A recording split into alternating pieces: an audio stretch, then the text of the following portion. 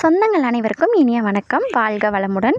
இந்த வீடியோவில் நம்ம எதை பற்றி பார்க்க போகிறோன்னா, ஒரு கன்று போட்டதுலேருந்து அது எப்படி பராமரிக்கணும், அது சினைப்பிடிக்கும் காலம், சினைப்பிடிக்கிறதுக்கு என்னெல்லாம் பண்ணலாம் அப்படிங்கிற ஃபுல் வீடியோ உங்களுக்காக அப்லோட் பண்ணியிருக்கேன். இதுதான் ஃபஸ்ட் டைம் என் சேனலை பார்க்குறீங்கன்னா ஒரு லைக் பண்ணிட்டு சப்ஸ்கிரைப் பண்ணி வச்சுக்கோங்க. உங்களுக்கு ரொம்பவே யூஸ்ஃபுல்லாக இருக்கும். இனிமேல் போடுற வீடியோ ஒவ்வொன்றுமே உங்களுக்கு கண்டிப்பாக யூஸ்ஃபுல்லாகவே நான் அப்லோட் பண்ணுறேன். ஸோ ப்ளீஸ் ஒரு சப்ஸ்கிரைப் பண்ணிக்கங்க. வாங்க வீடியோக்குள்ளே போயிடலாம். எருமையாக இருந்தாலும் சரிங்க, மாடாக இருந்தாலும் சரி, அதோட சினைக்காலம் 10 மாதம் கழித்து தான் கன்று போடும் அப்படிங்கிறது எல்லாத்துக்குமே தெரிஞ்சதான். ஆனால் கிடாரி கண்ணாக இருந்தால் 10 மாதத்துக்கு முன்னாடியே போட்டுருங்க. ஒரு 10 நாள் முன்னாடியே போட்டோம். இதுவே காளை கண்ணாவோ இல்லை கெடா கண்ணா இருந்தால் 10 மாதம் முழுமையாக ஆயிடணும். இல்லைன்னா எக்ஸ்ட்ரா கூட ஒரு 5 நாள் ஆகும் அப்படின்னு சொல்லுவாங்க. இதை வச்சு நம்ம தெரிஞ்சுக்கலாம் காளை கன்று போடுமா கிடாரி கன்று போடுமான்னு சொல்லிட்டு. அதுக்கப்புறம் பார்த்திங்கன்னா, கன்று போட்டோன்னே நம்ம என்ன பண்ணணும் அப்படின்னா, அதுக்கு சீம்பால் நிறையாவே விடணுங்க. அது குடித்தது போக தான் நம்ம எடுத்துக்கணும். அப்போ தான் பார்த்திங்கன்னா கன்று ஆரோக்கியமாக இருக்கும். அது மட்டும் இல்லாமல் 4 காம்புலேருந்து ஃபுல்லாக பால் கறந்துடாமல் ஒரு காம்பு அதுக்காகவே தனியாக ஒரு மாதம் 1.5 மாதம் வரைக்கும் விட்டோம் அப்படின்னா நல்லாவே பால் குடிச்சிட்டு கன்றுக்குட்டி ஆரோக்கியமாக இருக்கும்.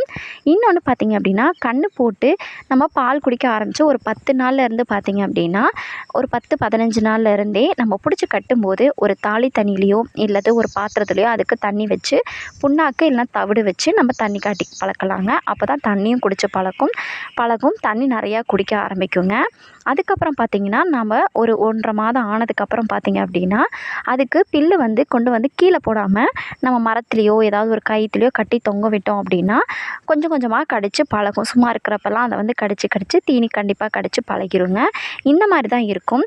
அடுத்து பார்த்திங்க அப்படின்னா, ஓரளவுக்கு குறிப்பிட்டது வந்ததுக்கப்புறம் நம்ம எந்தெந்த நேரத்தில் அந்த பூச்சி மருந்து கொடுக்கணுமோ அதெல்லாம் கரெக்டாக கொடுத்துட்டு வரணுங்க. ஆனால் நான் இது வரைக்கும் எங்களோட மாட்டுக்கோ இல்லை எருமைக்கோ எந்த விதமான பூச்சி மருந்தும் நான் கொடுத்ததே கிடையாதுங்க. அது அந்த பழக்கமே இல்லை. எங்கள் மாமனார் வளர்த்ததுலேருந்து எங்கள் அம்மா வளர்த்ததுலேருந்து இது வரைக்கும் எந்த ஒரு பூச்சி மருந்தும் அதுங்களுக்கு கொடுத்தது கிடையாது. அதனால் நானும் அந்த பழக்கம் இல்லைங்க. ஸோ அது மட்டும் எனக்கு எந்தெந்த மாதத்தில் கொடுக்கணும் அப்படிங்கிறது தெரியல. நம்ம கால்நடை மருத்துவரை கேட்டோம்னாலே அவங்க சொல்லுவாங்க. நீங்கள் அதன்படி கொடுத்துக்கலாம். அடுத்து பார்த்திங்க அப்படின்னா, பசுங்கன்றாக இருந்தால் 1.5 வருஷத்துலேருந்து 2 வருஷத்துக்குள்ளே பார்த்திங்கன்னா கண்டிப்பாக பருவத்துக்கு வந்துடுங்க. அதான் எருமைக்கன்றாக இருந்துச்சு அப்படின்னா நல்ல ஒரு தரமான எருமைக்கன்று 3 வருடம் ஆகணுங்க. முழுசாக 3 வருஷம் முடிஞ்சதுக்கப்புறம் நீங்கள் பருவத்துக்கு கொண்டு வந்தீங்க அப்படின்னா அதுக்கு போடுற கன்றும் தரமானதாக இருக்கும், எருமையும் நல்லா ஆரோக்கியமாக இருக்குங்க. அதனால அந்த மாதிரி தான் நம்ம பருவத்துக்கு கொண்டு வரணும். இல்லை காலங்கள் ஆயுமே அது பருவத்துக்கு வரல அப்படின்னா சில வீட்டு முறைகளை பயன்படுத்தி அதை பருவத்துக்கு வர்றதுக்கு நம்ம வழி செய்யலாம். என்னன்னு பார்த்தீங்க அப்படின்னா, சோத்து கத்தாழைன்னு சொல்லுவோம் இல்லைங்களா, அதை 2 பக்கம் முள்ளு ஃபுல்லாக சீவிட்டு காலையில் வெறும் வயிற்றில் கொடுத்துட்டு வரணுங்க. அப்படி கொடுத்துட்டு வந்தாலும் பருவத்துக்கு வரும். அதே மாதிரி கருப்பு சுண்டல் வாங்கி நல்லா ஊற வச்சு முளைக்கட்டி ஆட்டி அதாவது அரைச்சி அதோட தாலியில் தண்ணியில் ஊற்றிக்கிட்டு வர, இது 2மே பண்ணிட்டு வந்தோம் அப்படின்னா சீக்கிரமாகவே பருவத்துக்கு வந்துடும். இது கால்நடை மருத்துவரே சொன்னதாங்க. அதுக்கப்புறம் பார்த்திங்கன்னா, நம்ம மருத்துவமனையில் கால்நடை மருத்துவமனையில் நமக்கு கிடைக்கிற அந்த பவுட்ரு ஏதாவது வாங்கியும் போடலாம். கண்டிப்பாக சீக்கிரமாக பருவத்துக்கு வந்துடுங்க.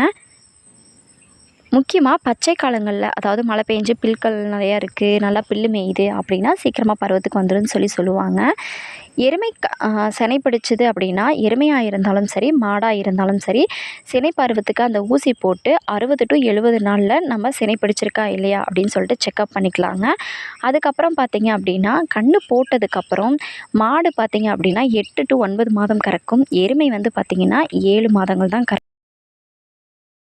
சினைப்பிடிக்கிற காலம் ஏன் தாமதமாகுது அப்படின்னு பார்த்தீங்கன்னா, நிறைய பேர் குச்சி தீவனம் நல்லா சாப்பிடுது அப்படின்னு சொல்லிட்டு குச்சி தீவனம் நிறையா போட்டு தண்ணி குடிக்க வச்சுருவாங்க. அந்த மாதிரி செய்யும்போது பார்த்திங்கன்னா கொழுப்பு தன்மை அதிகமாக கட்டிக்கிட்டு சினைப்பிடிக்கிறதுக்கு லேட் ஆகும். அதனால் முடிஞ்ச அளவுக்கு கன்றுகளுக்கு பார்த்திங்க அப்படின்னா புண்ணாக்கு தவிடு மட்டும் போட்டு தண்ணி காட்டிகிட்டு இருந்தோம் அப்படின்னாலே கொழுப்பு தன்மை ஏறாது.